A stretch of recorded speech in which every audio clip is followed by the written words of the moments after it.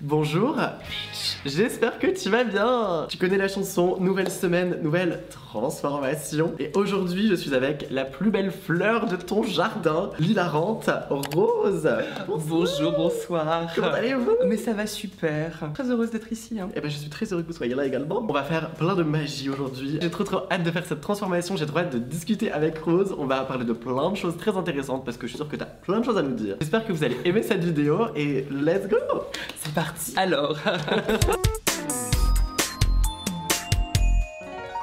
Alors c'est parti. Tu es entre de bonnes mains. Je n'en doute pas. te l'ai déjà dit mais je te le redis quand même. J'ai pas maquillé grand monde dans ma vie. C'est un honneur.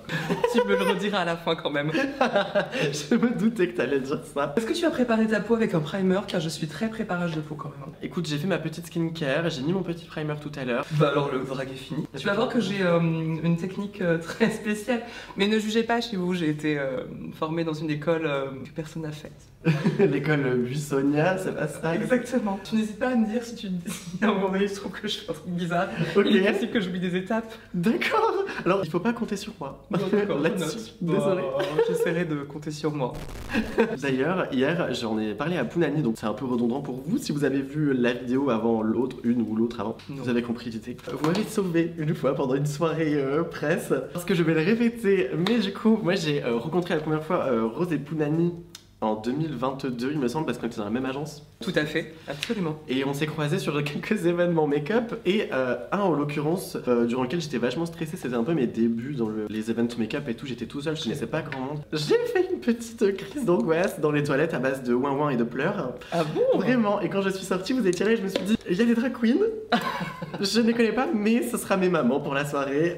Vous étiez très sympa, donc merci beaucoup. C'est drôle parce que quand on t'a rencontré, du coup je te donne notre point de vue, c'était pas notre première soirée influence, ce genre de choses, mais on était quand même un peu en panique parce que c'était quand même très jeune ce type de soirée. Oui, oui, oui. Et nous on avait déjà la trentaine, tout le monde avait la vingtaine plutôt. C'est vrai. Et donc on était un peu en panique de se dire mais qu'est-ce qu'on fout là et comment on va interagir avec ces gens-là. Si on est meilleurs amis avec Pounani depuis 20 ans, c'est pas anodin aussi, ça veut dire qu'on a créé un espèce de truc hyper fort qui fait qu'on a toujours un peu, pas du mal à faire entrer les gens, mais on va pas donner notre confiance très rapidement, en tout cas très facilement, tu vois. Et ça se comprend. Alors, on n'est pas non plus associables, hein. Vraiment venez nous parler, il y a pas de problème.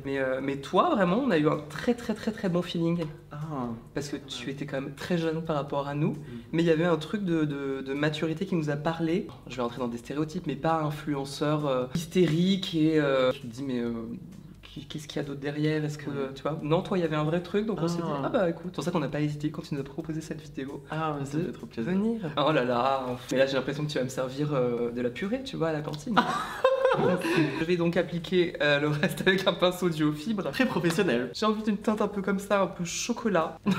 Elle est très chocolat. J'aime parce que tu me fais vraiment pleinement confiance alors que tu ne devrais pas. Mais en même temps, c'est ton art, je suis ta toile. Bon, bah, alors d'ailleurs, pendant que tu fais cette magnifique peinture, Ouais, dis-moi tout. je veux tout savoir de ton début, je veux tout savoir de comment tu es tombée dans le drag. Alors, j'ai un peu été spoilée du coup en ayant écouté la interview. Ah, je pensais en ayant eu Pounani.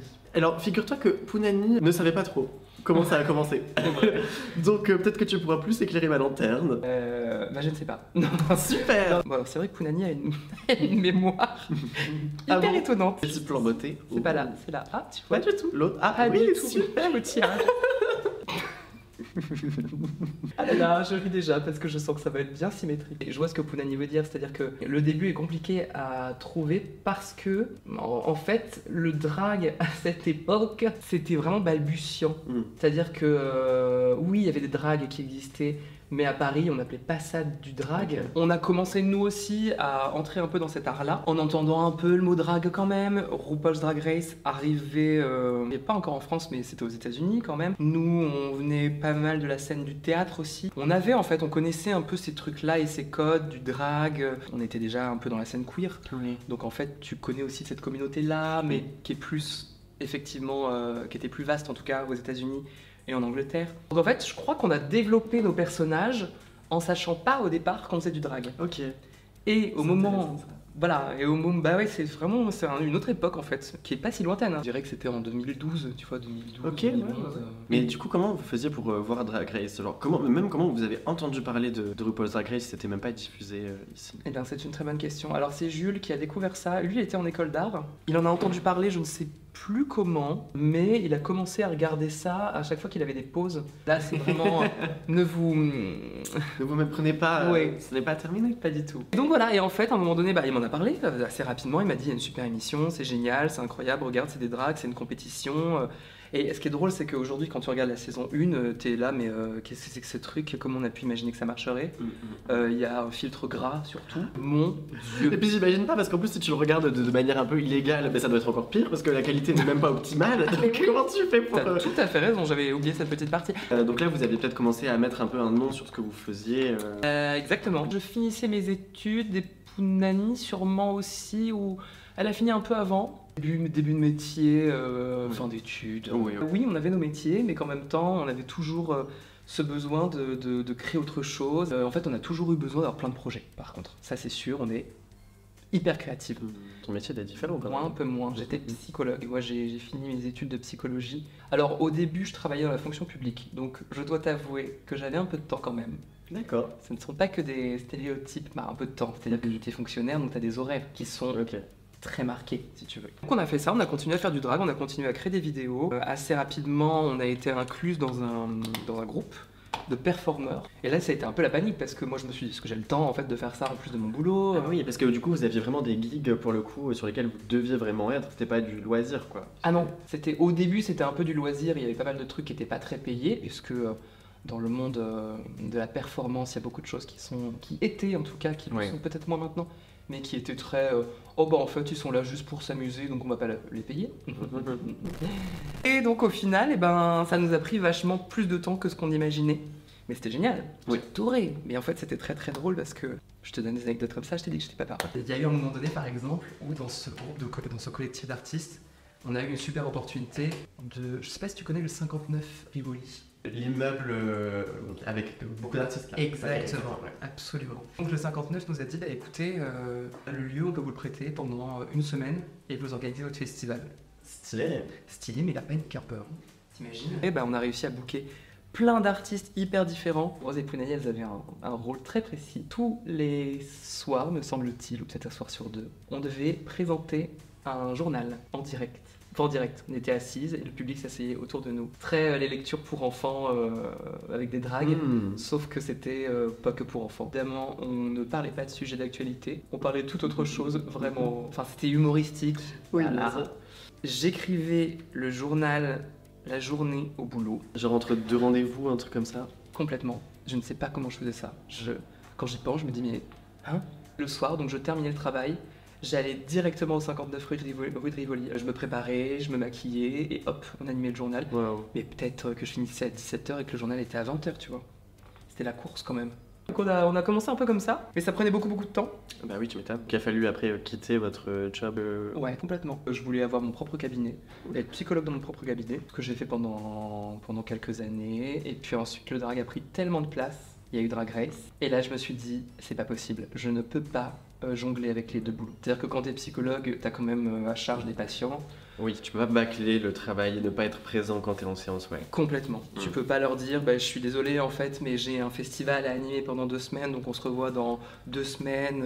Je sais que vous êtes au bord d'une crise de nerfs. Mais tant pis, il va falloir attendre que je revienne parce que je m'amuse sur scène. C'est pas possible. J'avoue, c'est compliqué. Ah non, c'est compliqué. Puis l'expérience Drag Race, c'est une tornade. Tu n'as le temps de rien faire d'autre. Ça fait vraiment que 1 an, vraiment, qu'on vit l'expérience. Qu'est-ce qui se passe sans notre métier backup, comme on pourrait l'appeler. Quelqu'un me disait, est-ce que ton ancien métier te manque? Je disais, ça me manque suffisamment pour me dire que j'avais fait le bon choix de faire ce métier-là, mais ça me manque pas suffisamment pour me dire que le choix que j'ai fait aujourd'hui est le bon. Okay, ouais. Je sais pas si c'est clair, mais vous... Je pense que c'est très clair. Il y en a certains qui m'ont dit, pourquoi est-ce que tu fais pas du drag et de la psychologie? Alors un petit peu complexe quand même le côté je me maquille ouvrir un cabinet un cabinet en drague mais en vrai c'est quand même ce que j'essaie un peu d'instiller dans ce que je fais tu vois par exemple quand il y a eu Drag Race et qu'il y a eu les éliminations qui ont commencé à arriver comme j'étais la première à partir je me suis dit en fait finalement cette position elle est aussi confortable parce que je vais pouvoir accueillir les autres en leur disant tiens viens on n'est pas seul à vivre notre élimination dans notre coin tu vois. Et du coup je me suis un peu donné cette casquette de en fait chaque éliminé je vais l'inclure dans un groupe WhatsApp Et puis on a parlé. Et puis je me suis dit, bah au pire, je suis aussi psychologue, quoi. Donc faut pas oublier que j'ai des techniques qui peuvent être intéressantes, sans leur dire, je te ferai une consultation si ça va pas, hein. Mais voilà. Mais justement, ça rejoint un petit peu la question que je te posais tout à l'heure hors caméra et que je voulais te poser en caméra sur la résilience du coup. Je sais pas comment tu as vécu réellement l'élimination et l'après, mais surtout ce fait de pas te dire c'est terminé pour moi, etc. Et ça vaut pour le drag et ça vaut pour tout dans la vie. Hein. What doesn't kill you make you stronger. Exactement, what doesn't kill you makes you stronger. Merci Kelly Clarkson. Vraiment. Tu vois, t'as de la culture. Faut toujours tirer quelque chose de quelque chose qu'on imagine avoir moins réussi. J'aime pas le mot échec. En fait, ça n'est qu'un échec que parce qu'on le détermine comme étant un échec. Mais à partir du moment où, comme tu dis, on arrive à tirer quelque chose d'un truc qu'on n'a pas réussi, bah, c'est plus un échec. En même temps, je vois vraiment la saison dans une globalité. Tout le monde a fait partie de ce truc de ouf et je sais même plus dire qui est parti quand. Mais je pense que le fait qu'il y ait une tournée, t'as tout à fait raison, ça a permis à tout le monde de dire, bah en fait, là c'est le moment où je peux montrer ce que j'ai envie de montrer. Et pas, c'est le moment où je dois montrer ce qu'on me demande de montrer. Ouais. Ça, c'est l'émission. Et moi, j'avais quand même cette espèce de pression un peu, de dire, mais en fait, moi, il faut que je monte un truc vraiment très cool. Ouais, qui montre vraiment l'étendue de tes possibilités, de tes compétences. C'est ça, un petit challenge quand même. Je suis content parce que j'ai eu que des excellents retours, vraiment de gens qui me disaient mais waouh quoi, on t'a découvert à la tournée et c'était super chouette. Le nombre, je le dis quand même à la caméra, peut-être que ce sera gardé, je ne sais pas. Mais le nombre de personnes qui m'ont dit mais ton show c'est celui qu'on a préféré. C'est vrai? Ah ouais. Ça fait plaisir. Ah ouais, j'étais ultra heureux parce que j'avais bossé quand même et puis je voulais montrer aussi des trucs que je savais faire. Quoi. Mais franchement, ça m'étonne pas du tout. Et ça me fait trop plaisir du coup que les gens te disent ça. Ouais, tu sais, je t'ai vraiment découvert pendant les viewings. Tu as été hilarante. Ah bon? Ouais. Et il y a beaucoup de gens, justement, après, qui en ont parlé, qui sont en mode mais Rose, elle était trop marrante et les gens ont trop kiffé. C'est le truc à jamais faire quand tu maquilles quelqu'un de dire oula. C'est là la panique que je suis en mode. mode. Tu dois pas arrêter. Qu'est-ce qui se passe? Ah, j'ai une question qui vient de me traverser la tête. Où est-ce que tu stockes ton look de finale? Et quelle était l'inspiration? Un peu tout ça en vrai. Hein. Quelle a été l'inspiration? Je pense que j'ai dû envoyer un peu des idées, ou en tout cas, globalement un peu dire j'ai envie de ça, etc. Et ensuite, le créateur de la tenue, qu'il a en tout cas imaginé, Francisco. Merci Francisco. Il me fait des propositions et moi j'ai dit ça c'est faisable vraiment quoi. Il me fait un dessin avec cette structure immense, je commence à comprendre les proportions par rapport, enfin bref, et je dis mais ça c'est faisable. Il me dit ouais c'est faisable, je vais demander à mon atelier qui peut créer ça, atelier haute couture, je sais pas quoi. Ah ouais littéralement. Ah oui non mais c'est allé dans un truc. Et puis en fait c'était faisable, donc j'ai dit allez banco. Et là, le moment de la livraison, ça commence à être la panique, c'est-à-dire que c'était fabriqué à Sofia, donc en Bulgarie. Les ateliers haute couture étaient là-bas. Là, il fallait le transporter, ce truc. Hein. C'est une structure de fer sur laquelle qui est recouverte de tissu. Okay. Mais un métrage de tissu à n'en plus finir. À l'intérieur, c'est du tulle. Mais alors, une quantité de tulle. Enfin bref, tout est gigantesque là-dedans. Et donc, panique totale. Donc, commence à nous dire, va falloir la transporter, mais ça peut venir quand camion, les camions, quoi, les camionneurs poids lourd, genre. Avec les camionneurs de l'extrême. Et puis, il y avait des informations qui se rajoutaient au fur et à mesure, auxquelles je m'attendais pas du tout, du genre, le camion va arriver et en fait, la structure est mise dans une boîte. Et donc, la boîte est plus grande pour pouvoir contenir ce truc et elle est carrée et c'est fait tout en bois, mais c'était vraiment très lourd. Mais avant ça, fallait aller au Grand Rex avec la tenue. Oh oui, effectivement, oui. Donc me voici alloué un camion, une camionnette dans laquelle j'ai réussi à faire entrer la structure et puis voilà, après je suis parti dans la petite camionnette au Grand Rex. Ils m'ont vu arriver. Et là, j'apprends en plus, parce que eux l'avaient aussi appris en dernière minute, on peut pas faire rentrer la tenue parce que les portes du Grand Rex sont toutes petites. Oh là là. C'est-à-dire que je suis là avec la tenue sur le trottoir, pareil sur la scène, on sait pas comment on va te faire passer, mais t'inquiète pas, ça va passer. Et moi j'étais très, oui, ça va passer. Ah, oui. C'est la raison pour laquelle, parce que beaucoup se sont posé la question, c'est la raison pour laquelle je commence sur scène, par rapport aux autres qui entrent, tu sais, dans le défilé. Ok. Moi je commence sur scène. Beaucoup ont cru que c'était Nikki d'ailleurs. Parce que sinon tu passais pas, t'as dû avoir un convoi exceptionnel pour... La galère sans nom, il fallait 3 personnes pour me mettre ce truc. Et là, je la stocke chez moi. Donc j'ai une pièce qui est allouée au drag et qui était avant mon cabinet, dans lequel je recevais du coup mes patients. Et j'ai stocké ça là, donc c'est immensissime. Je la regarde à chaque fois en me disant, mais qu'est-ce que je vais pouvoir en faire? Est-ce que... Un grand berceau. Alors on m'a dit ça, on m'a dit saison un lit à baldaquin. Ben oui. En vrai, oui, c'est pas mal comme Oui, idée. mais alors bon, faut avoir l'espace quand même déjà Oui, pour c'est le vrai. mettre. Oh, moi, c'est le moment où je suis hyper concentrée, c'est l'enfer. À scène, je suis venue assez tard, moi. Et c'est drôle parce que j'ai toujours été un peu saltimbanque, un peu joyeux luron. Je me souviens quand j'étais en primaire, donc quand même en primaire, hein, je faisais des petits numéros dans la cour, quoi. Ok. Vraiment, il y avait un moment, c'était mon moment. Et je faisais des petits numéros, alors à mes potes principalement. Collège pareil, en fin de compte j'étais très... Je me souviens par exemple, je jouais de la flûte dans la cour de récré. Parce que moi j'adorais la flûte à bec. Et on avait donc des cours de flûte à bec en musique. J'étais dans la cour et puis je jouais My Heart Will Go On de Céline Dion. La flûte à bec. Ah mais oui, on me disait joue Titanic. Et je jouais My Heart Will Go On. Et les gens étaient... Ah. Enfin, je pense que principalement les gens se moquaient de moi. Oh non. Mais je m'en foutais. J'étais très... regardez, je joue de la flûte et je vous fais rire. Et peut-être que dans la poignée des gens qui riaient, il y avait des gens qui se moquaient effectivement. Mais en fait, je m'en fichais parce que j'étais à l'aise avec ça. Puis après, j'ai vraiment fait des cours de théâtre. Donc appris les codes du théâtre quand j'étais au lycée. Je m'étais inscrit dans un cours de théâtre. Ah oui, ok. C'était génial. Ça a vraiment, je pense que ça a vraiment marqué le début de quelque chose dans ma manière de jouer, d'interpréter des choses, etc. Parce qu'on faisait du théâtre d'improvisation. Ok. Et c'était très couillu d'ailleurs de la part de la prof de nous faire du théâtre d'improvisation parce que c'est pas le théâtre le plus facile. J'en faisais du coup avec Jules, donc on se marrait évidemment. Tu m'étonnes. C'est horrible de maquiller un autre œil avec... Le maquillage n'est pas horrible, je crois pas. Mais... Et puis en plus, tu parles en même temps, c'est pas... Non mais c'est pas un exercice facile. Non, mais je m'imagine faire ça avec le main gauche et je suis... Ensuite, je suis entrée à la fac, donc de psychologie. Et c'était un choix? C'était un choix, complètement. Réfléchi dans le sens où mes parents m'ont dit « Tu veux devenir comédien, puisque je voulais devenir comédien, c'est bien, mais avant de te lancer dans cette voie périlleuse, puisque on sait que c'est périlleux, forme-toi à quelque chose qui te donnera un diplôme et qui sera un peu ton parachute si jamais t'en as besoin. » Oui, safe. Le bleu électrique comme ça, parce que je sais qu'il y a beaucoup de gens qui sont intrigués par les produits. C'est le bleu de la palette Flash. J'ai encore oublié le nom. De chez Make Up For Ever. Donc tu disais qu'elle est encore disponible dans... Oh, influenceuse. Oui, on a... Exactement, ça a pas du tout fait la mise au point. On a donné un cours de maquillage il y a pas longtemps chez Make Up For Ever. Tu as apprécié l'expérience? J'ai adoré l'expérience. C'était super chouette. Et par contre, j'étais un peu en panique parce que le prof nous dit que Make Up For Ever commence à retirer, je crois, toute sa gamme un peu artistique au profit de la gamme cosmétique, il me semble. C'est pas étonnant. Ils font un peu tout ça et c'est un peu triste d'ailleurs. C'est triste, hein. Mais il y a des choses quand même qui restent, m'a-t-il dit, et ça reste.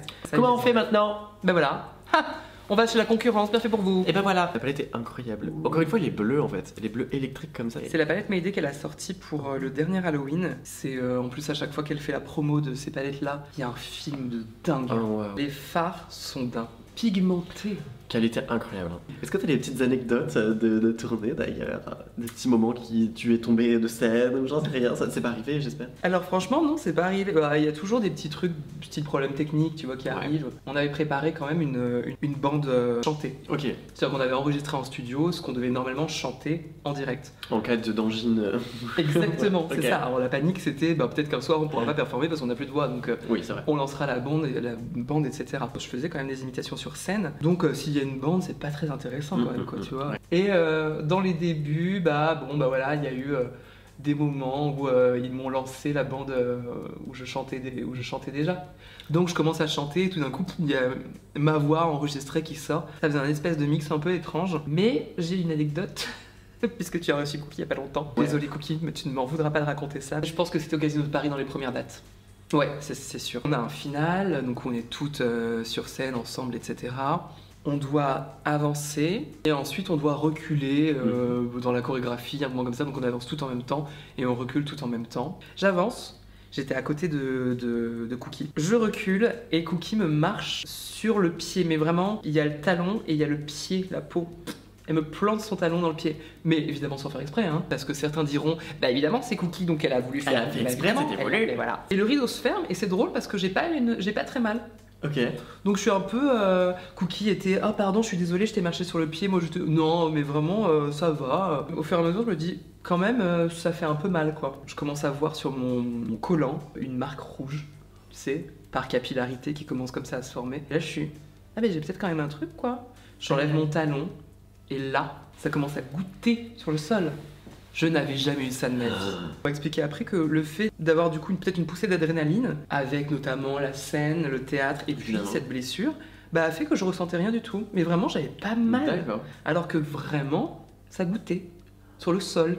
Et il y a donc l'urgentiste de la salle, puis on a dans chaque salle, qui est arrivé, qui a commencé à découper mon collant, à m'enlever le collant, à me faire un espèce de bandage. On m'a assis sur une chaise, les gens avaient peur que je m'évanouisse. Moi j'étais, mais vraiment ça va, hein, j'ai rien. Mais et Cookie était si mal à l'aise pour moi, mais la pauvre, elle était mais en panique. À me dire mais ça va, tu veux boire un truc, vraiment assis-toi, oh là là mais je suis désolée, mais je disais mais c'est pas du tout ta faute, t'as reculé, moi aussi, et en fait c'est juste qu'on n'a pas été synchronisés. Oui, c'est des choses qui arrivent en soi. Et j'étais en panique parce que je me suis dit mais attends, est-ce que je vais pouvoir remettre des talents parce qu'on a quand même un show. Oui.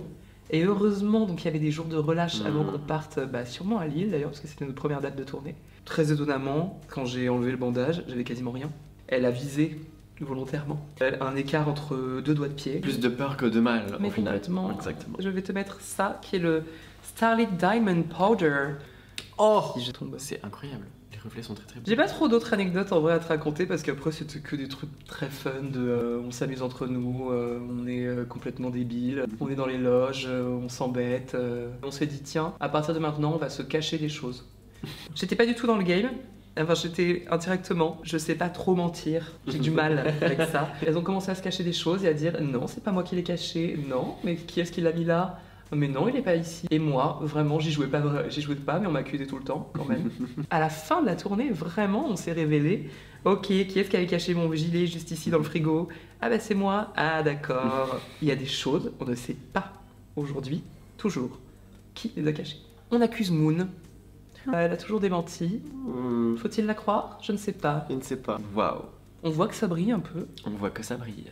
C'est irisé, j'adore. Et c'est un côté très très très cool. On va passer maintenant aux fossiles. Pour des grands yeux de bitch. Oh. Vraiment, les fossiles pour moi c'est un peu un bouclier. On voit voler les insultes et les critiques avec des coups de paupières. T'es moche. Ok. C'est hyper métaphorique, j'aime beaucoup. Toutes ces années de carrière, oui. Tu as vu vraiment la différence entre le début, je pense que c'était plus précaire entre guillemets, voilà, moins célébré peut-être maintenant, où littéralement on entend parler de drague partout. Et comment tu l'as vécu ce passage? Comment tu l'as vu? C'est allé tellement vite, je crois, qu'on n'a rien compris quoi. C'était vraiment à un moment donné, nous quand on a commencé, on était un peu payés au lance-pierre quand même. Et vous étiez pris au sérieux également en vrai? Mais ouais, non, si on était quand même pris au sérieux. Ok, ça c'est bon. Après, on a toujours eu nous des personnages aussi qui imposent, je dirais, avec nos looks. À l'époque, quand on arrivait dans des tailleurs Mugler, c'était très peu commun. Il y avait un côté très femme qui en impose. On était un duo, on avait cette force aussi du duo, ça aide quand même. Oui, c'est vrai. J'ai jamais mis de fossile à quelqu'un. Parfait. Attends, je ne vois pas. Tu peux plus ouvrir l'œil? Je vois pas. Regarde. On était payés au lance-pierre et vraiment, à un moment donné, comme on avait un travail en parallèle, on avait aussi la possibilité de dire non. Pas, je dirais en 5 ans, tu vois. Et je pense que Drag Race, enfin RuPaul's Drag Race, c'est pour beaucoup. Parce que c'est arrivé du coup en France. C'est arrivé sur Netflix, c'est quand même là où il y a eu une explosion de... Je pense que c'est vraiment là, le boom. En page de présentation Netflix, t'avais découvert RuPaul's Drag Race. C'est vrai que c'était attrayant, hein. Bah ouais. Avec toutes les couleurs et tout, ça donnait envie, hein. Je crois que les gens se sont rendus compte que, d'une part, on pouvait mettre le drag ailleurs que dans des clubs, ailleurs que dans des boîtes, un peu en sous-sol ou dans des caves. Exactement. Qu'on pouvait justement donner une belle visibilité au drag en les mettant dans des festivals, en les mettant... dans des, je sais pas, des plateaux télé, des scènes, du théâtre. Et tout d'un coup, nous, on s'est retrouvés à faire énormément de trucs différents. Trop de blagues, c'est un peu violé. Ah ouais? Ouais, mais une légère pointe, j'adore. Oh. Je sais pas, c'est un côté très dramatique. Ah, c'est beau. Ouais. J'adore être blushée comme ça, là. Les lèvres. Absolument. J'ai emmené du rouge. Oh. Moi, j'ai une grande affinité pour le Sephora. Il est, je sais pas, il ne craque pas. Il est d'un rouge magnifique que j'adore. Donc c'est parti? Allez, let's go! Tu veux que je te parle de quelque chose pendant ce temps? Pendant que tu pourras pas parler pendant une demi-heure? Est-ce que tu as des petits conseils à donner? Peut-être aux baby drag queen qui regardent cette vidéo. Baby drag queen, baby drag king, évidemment. Non. Faut pas se forcer à faire les choses, déjà. Quand on le sent pas, on le sent pas. C'est quand même un métier artistique et tout ce qui est artistique doit rester une passion. Sortir de sa zone de confort, c'est important par contre. Et je pense que quand on est artiste, il faut constamment sortir de sa zone de confort. Et après, moi, vraiment, le plus grand conseil que je donnerais, c'est vraiment se sentir libre. Quand t'es drague, la liberté, tu l'exprimes. C'est-à-dire que c'est ce que les autres vont voir. Ils vont voir une créature qui incarne de la liberté. Donc si tu le fais, si tu l'incarnes complètement, tu la feras ressentir. Oui. Et il n'y a rien de plus agréable que de sentir cette sensation, quoi. C'est extrêmement agréable. De te dire, mais en fait, la personne, là, elle fait un truc que j'aurais jamais imaginé être capable, moi, de le faire. Mais comme elle le fait, bah, je me rends compte que c'est possible, quoi. Donc sentez-vous libre d'être qui vous voulez être. Et moi, j'adore les lèvres comme ça. Tu sais, c'est les lèvres un peu des actrices de 1920. La bouche cacahuète. Ah, c'est ça, on appelle ça comme ça. Nous, c'est comme ça qu'on l'appelait à l'école. Ok, la cacahuète quand elle est dans son... Dans sa coquille. Ok. Là. Exactement, ouais. Ou c'est un chameau, une dune. Une dune.